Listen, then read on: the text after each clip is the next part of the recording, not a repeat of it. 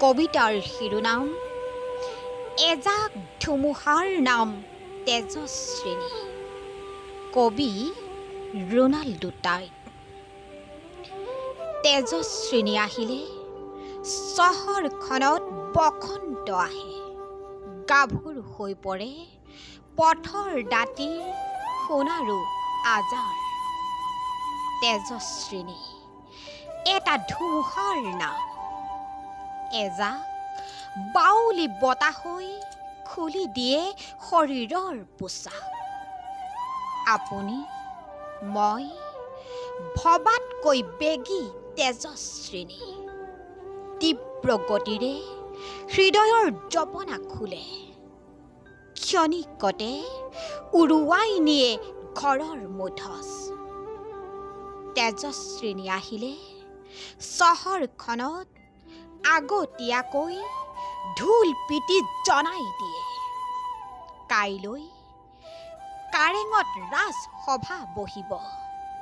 ৰাজকন্যাই ৰজনীগন্ধাৰ মালা বৰণ কৰিব। সাজু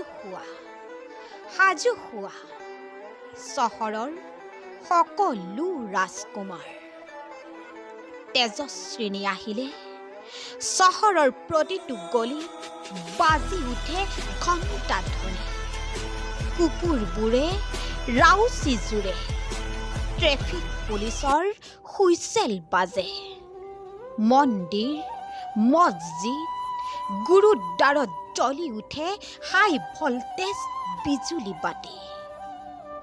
আপোনাৰ চহৰত কোনো কালে স্থবিৰ নোহোৱা এজাক বতাহৰ নাম তেজস্বিনী। উতলা যৌৱনক বস্ত্ৰৰে ঢাকি ৰাখিব নোৱাৰা এজাক পচোৱা তেজস্বিনী।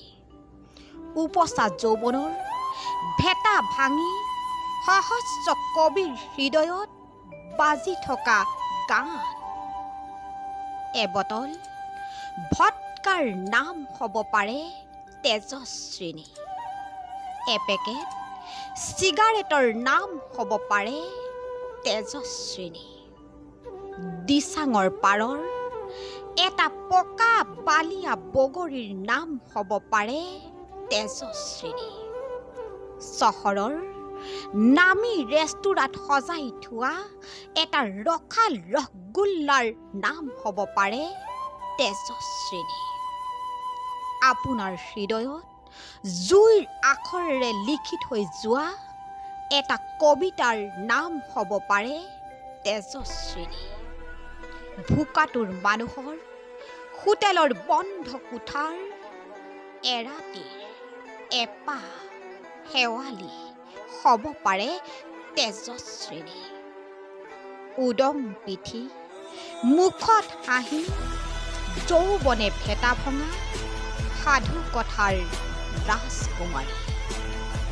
যদিহে আপোনালোকৰ ভাল লাগিল মোৰ চেনেলটো ছাবস্ক্ৰাইব কৰি দিব। আন এটি কবিতাৰ সৈতে মই বুলমণি বড়িয়ে আপোনালোকক পুনৰ লগ পোৱাৰ প্ৰতিশ্ৰুতিৰে আজিলৈ বিদায় মাগিছোঁ। ধন্যবাদ।